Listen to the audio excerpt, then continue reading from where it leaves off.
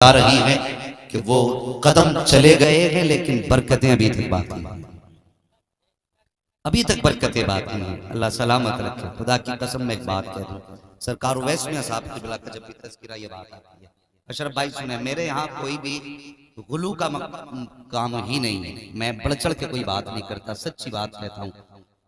जनाबे सरकार उवैस मुस्तफ़ा साहब के बिला दामज़िल्लहुल अली, ये वो ज़ात है। मैं अपनी बात करूं, अगर कभी मुझे मेरे मुर्शिद सरकार ताजुल शरिया की याद आती है ना, तो बस जी करता है बिलग्राम शरीफ चल हजरत की बारगाह में जब बैठता हूँ, थोड़ी देर बैठता हूँ इनकी चौखट पे, यकीन जानिए इनकी कुर्बतों में ताजुल शरिया की बहारें नजर आया करती हैं। वो ज़ात सरकार उवैस मुस्तफ़ा साहब क़िबला की ज़ात है। अल्लाह हजरत की उम्र में बेपनाह बरकत अता फरमाए और हजरत का साया हम सब के सरों पर तादेर कायम दायम फरमाए। ये बात अपनी जगह है कि तेरी नस्ल पाक में है बच्चा बच्चा नूर का, तू है ऐन नूर तेरा सब घराना नूर का। लेकिन ये बात भी अपनी जगह है कि कैसे आकाओं का बंदा हूं रजा, बोल बाले मेरी सरकार।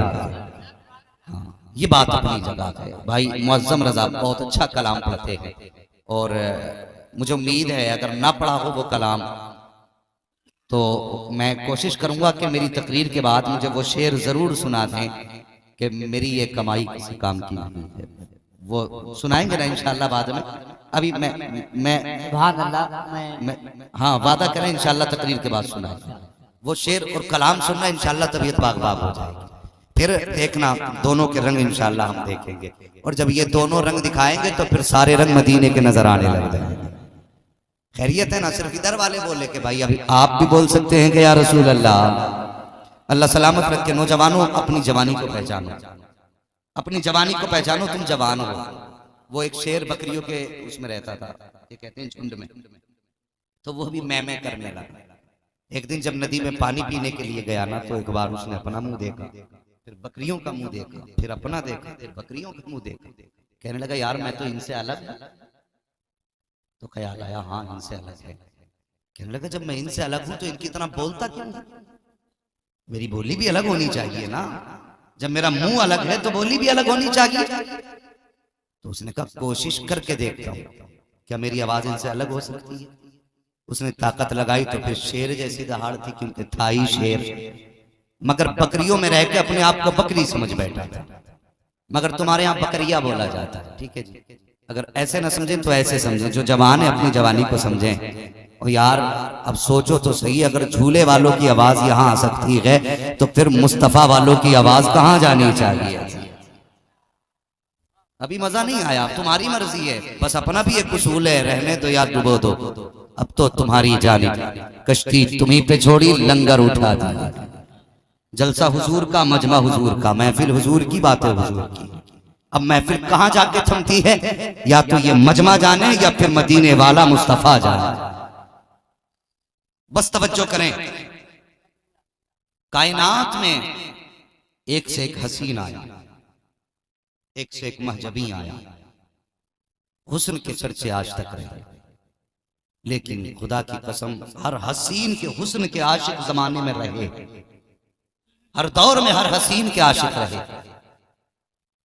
लेकिन सच्ची बात यह है कि जैसे आशिक आमिना के हसीन के हुए हैं, वैसे आशिक दुनिया में किसी हसीन के हुए ही नहीं, हुए ही नहीं। वो है ना हुस्न यूसुफ पे कटी मिस्र में अंगुश्ते जना, सर कटाते हैं तेरे नाम पे मर्दाने अरब। लोगों के हुस्न फितनों में डालते रहे, लेकिन मेरे हबीब का हुस्न वो है जो लोगों को फितनों से निकाल के हिदायत की राह पे लाता रहा। और मैं दावत फिक्र देता हूं दुनिया की हर एजेंसी को, हर जमात को, हर तंजीम को, कि मेरे महबूब को समझने की जरूरत है, समझने की जरूरत है। कभी गौर करें, मुस्तफा जान रहमत के हुस्न को आप देखें और उनके आशिकों का हाल देखें। अल्लाह अकबर। अगर किसी को किसी से मोहब्बत होती है, किसी भी शख्स को किसी से मोहब्बत हो जाए, तो फिर उस मोहब्बत में किसी का बंटवारा नहीं चाहता, है ना? कंफर्म बात। अगर किसी को किसी से मोहब्बत हो जाए तो वो चाहता ही नहीं मेरे महबूब को कोई और भी देखे। ये दुनिया के हसीनों का उसूल है, मगर तनहा मेरा नबी ऐसा महबूब है कायनात का कि जिसके चाहने वाले एक नहीं, लाख नहीं, करोड़ नहीं, अरबों नहीं, खरबों नहीं, ला तादाद हैं। और खुदा की कसम हर एक हुजूर का चाहने वाला दूसरे चाहने वाले से चिढ़ता नहीं, जलता नहीं, बल्कि जहां भी चाहने वाला नजर आता है एक आशिक दूसरे आशिक से प्यार करने लग जाता है। ये निजाम मेरे मुस्तफा के इश्क का, ये मेरे मुस्तफा के इश्क का निजाम है। अल्लाह अकबर। गिनती आप लगाएं तो उंगलियां थक जाएंगी, गिनतियां पूरी नहीं हो सकती हैं। जिसने नहीं देखा वो कहने लगा सरवर कहूं कि मालिक व मौला कहूं तुझे, बागे खलील का गुले जेबा कहूं तुझे, तेरे तो वस्फ ऐब तनाही से हैं बरी, हैरान हूं मेरे शाह में क्या क्या कहूं तुझे। पता बिन देखे जब इश्क का ये आलम है तो फिर अबू बकर की बोली का आलम क्या रहा होगा, उमर के इश्क का आलम क्या रहा होगा, उस्मान के इश्क का आलम क्या रहा होगा। हैरत होती है। अल्लाह अकबर। मेरे हुजूर मिंबर पे खड़े हैं, सुनना जरा गौर से, इश्क हुजूर का क्या है।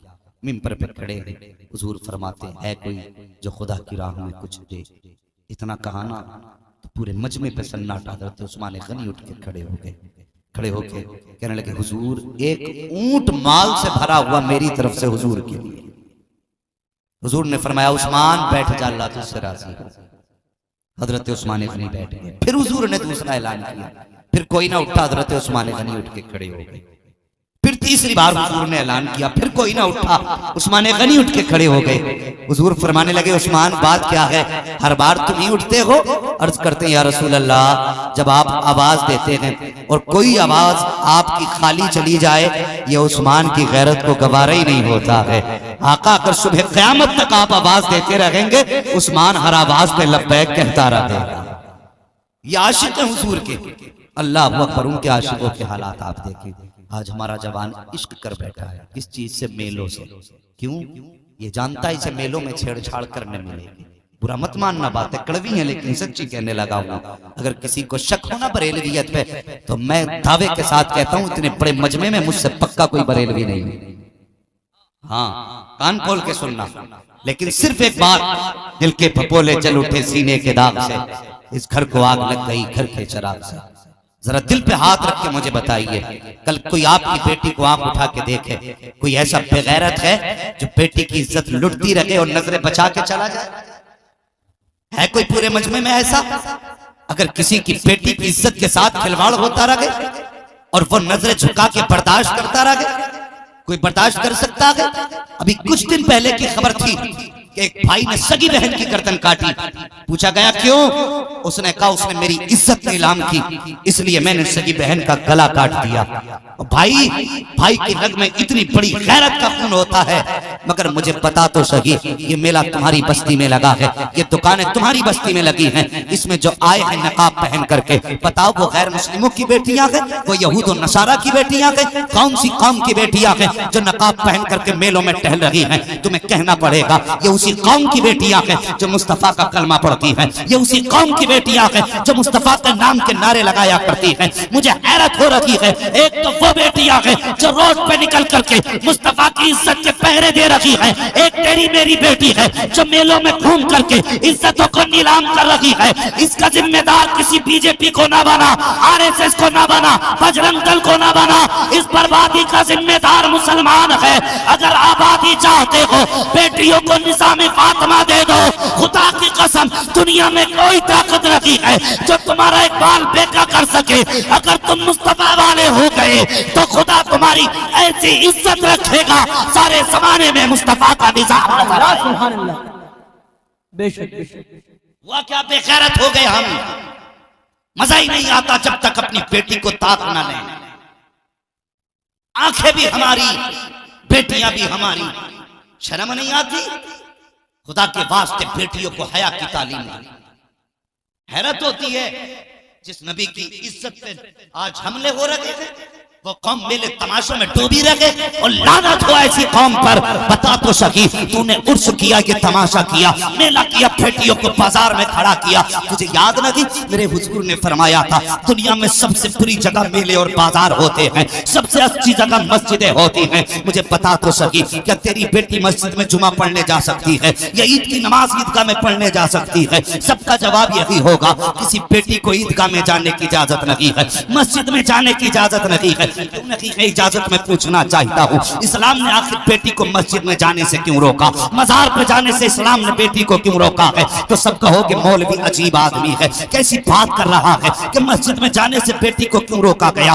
इसलिए बेटी को रोका गया था ताकि ये मस्जिद में जाएगी तो हो सकता है किसी की नीयत बहक जाए, किसी का हाथ बहक जाए। अगर नीयत या हाथ बहका तो बेटी बेआबरू हो जाएगी। मुझे बता तो सकी, जो इस्लाम बेटी की इज्जत की इतनी रखवाली करता है कि मस्जिद में जाने की इजाजत नहीं देता, वो तेरी बेटी को मेले में घूमने की इजाजत कैसे दे सकता? सुभान अल्लाह, सुभान अल्लाह। मुझे बता, जिसने बेटी को मस्जिद में जाने की इजाजत न दी, वो तमाशों में जाने की इजाजत देगा? जब पंचायतों में बोलने की बात आती है तो घी के चिराग जलते हैं। हम इज्जतदार हैं और खुदा की कसम तेरी इज्जत तो उस दिन निकल गई थी जिस दिन तेरी बेटी मेकअप करके मेले में गई थी। कौन सा इज्जतदार है तू? दुआएं करने अल्लाह खालिद बिन वलीद भेज दे, आसमान से उतरेंगे। मोहम्मद बिन कासिम आ जाओ, जमीन फाड़ के आएंगे? नहीं, कल भी मां की गोद से आए थे, आज भी मां की गोद से आए, लेकिन शर्त यह है गोद मां की पाक होगी तभी खालिद बिन वलीद आए।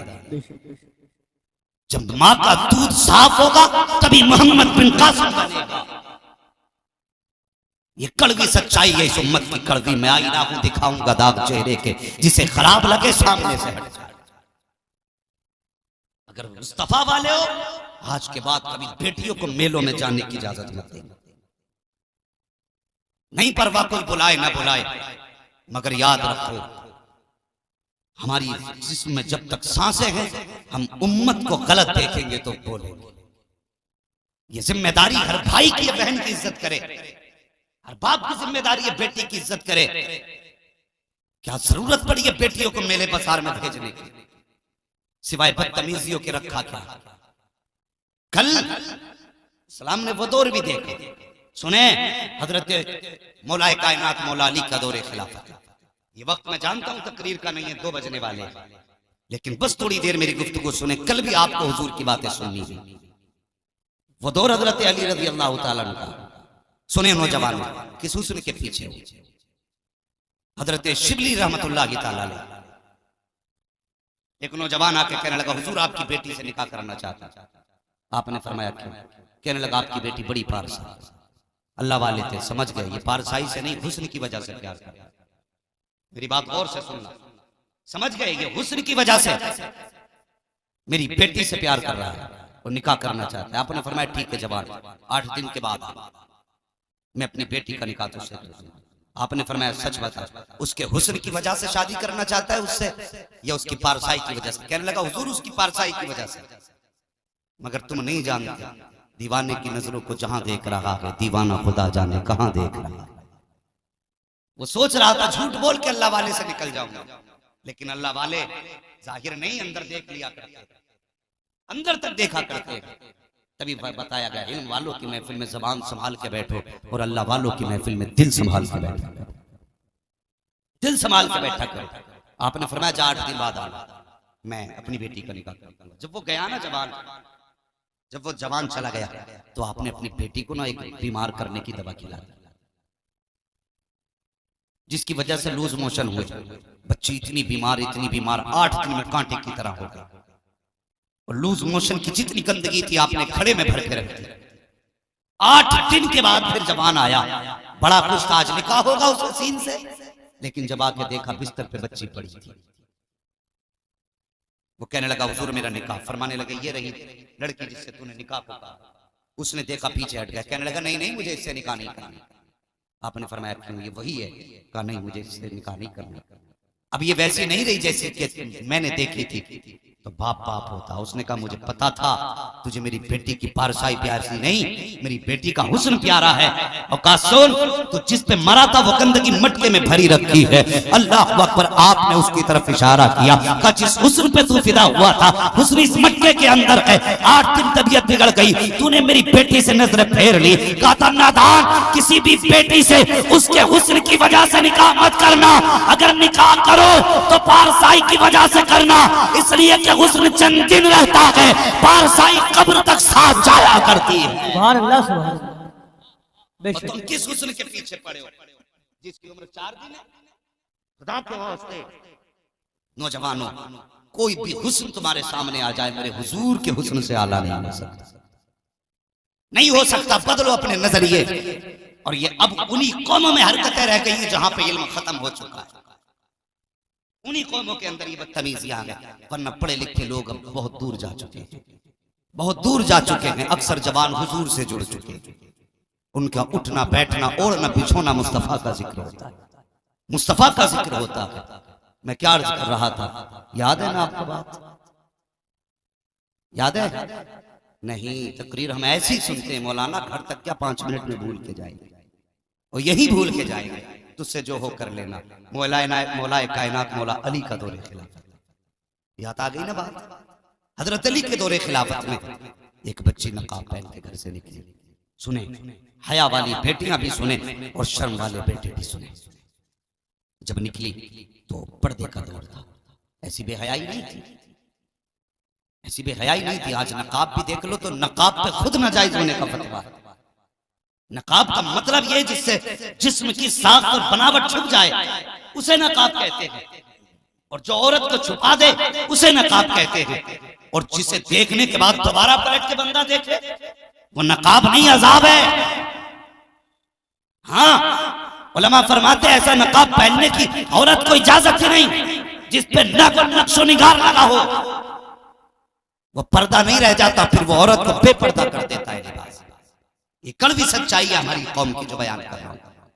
तो वो बेटी ऐसी थी, नकाब पहन के चली, चेहरे पे पर्दा पड़ा था। एक चौराहे से गुजरने लगी ना तो हवा का झोंका आया, उससे बच्ची का नकाब उठ गया। नकाब उठाना, सामने जवान जा रहा था गुजर के, उसकी निगाह बच्ची की आंखों पे पड़ गई। जब उसने लड़की की आंखों पे आंखें डाली ना, बस उसकी निगाहों की मस्ती में खो गया और उसने एक ही रट लगाई, मुझे इसी लड़की से निकाह करना है। उसके घर के अंदर जो खादिमा थी उसने कहा सुन, ये निशानी है, पता कर वो लड़की कौन है। वो बूढ़ी निकली बच्ची की तलाश करके कहने लगी मुझे पता चल गया, वो फला मकान में रहती है, फला जगह की रहने वाली है। उसने कहा फिर एक काम करना, उसके घर जा, उससे जाके कह के वो फला जवान तुझसे निकाह करना चाहता है। अल्लाह अकबर। बूढ़ी गई, उसने जाके बच्ची से कहा सुन, फला जवान तुझसे निकाह करना चाहता है। अल्लाह अकबर। यार बेटियां भी कितनी गैरत वाली बेटियां थी, कितनी हया वाली बेटियां थी। ऐसी बेटियां नहीं थी जो 10-10 हजार के सूट लेकर भी बेपर्दा घूमती फिरे, 20-20 हजार के कपड़े पहनकर भी बेहयाओं की तरह चक्कर लगाती फिरे। कितनी हया वाली बेटियां थी। जैसी खबर उस बेटी तक पहुंची है, उस खातून बच्ची ने कहा, लड़की कहती है माँ जरा बता तो सही, वो जवान मुझसे निकाह क्यों करना चाहता है? कहा मुझे तो नहीं पता। फिर कहा पूछ के आओ। वो खातून आई, आके कहने लगी बता तो सही, तुझे उस लड़की से निकाह करने की क्यों जरूरत पड़ी? उसने कहा एक दिन मैं जा रहा था, चौराहे पे वो नकाब में गुजर रही थी, हवा का झोंका आया था। जैसे हवा के झोंके ने नकाब हटाया चेहरे से, मेरी आंखें उसकी आंखों से टकरा गई थी। बस मैं उसकी आशिकों का आशिक हो गया हूँ, इसलिए उससे निकाह करना चाहता हूँ। अल्लाह अकबर। बूढ़ी औरत ने लड़की को जाके बताया कि वह तुम्हारी आंखों पे फिदा हो चुका है, इसलिए तुमसे निकाह करना चाहता है। कहा उसने मेरी आंखों को देखा, कहा कहने लगी कि तू फला बाजार से गुजर रही थी, चौराहे से फला जगह से गुजरी, हवा के झोंके से नकाब उठा, जिसको देख करके जवान तेरा दीवाना हो गया। उसने कहा मैं जरा ठहर, अभी आती हूँ। बच्ची अंदर गई, एक हाथ में तबाक लिया है, दूसरे हाथ में चाकू लिया है। जाने के बाद दोनों आंखें निकाली है, निकालने के बाद उस तश्त में रखी है, रखने के बाद कपड़ा डाला, लाने के बाद जब आई है दोनों आंखों से खून बह रहा था। अल्लाह अकबर। बता तो सही, आंख में कीड़ा पड़ जाए, मच्छर लग जाए तो बंदा तड़प जाया करता है, मगर सोच तो सही उस गैरत वाली बहन की गैरत का आलम क्या रहा होगा जिसने अपनी हाथों से आंखें निकाली हैं, तश्त में रखी हैं, लाके बूढ़ी को दे के कहा था ए मेरी माँ लेके चली जा, उस जवान से कह देना तुझे इन आंखों से प्यार हो गया है, इसलिए मैं की आंखें तुझे दे रखी हो। खातून की चीख निकल गई। उसने कहा था बेटी अपनी आंखें क्यों निकालती? अब बच्ची का जवाब सुनना। बच्ची ने कहा था ए माँ, जिन आंखों की वजह से कयामत में खातून जन्नत के सामने शर्मिंदा होना पड़े, मुझे ऐसे आंखों की जरूरत कतई तौर पे हो नहीं सकती है।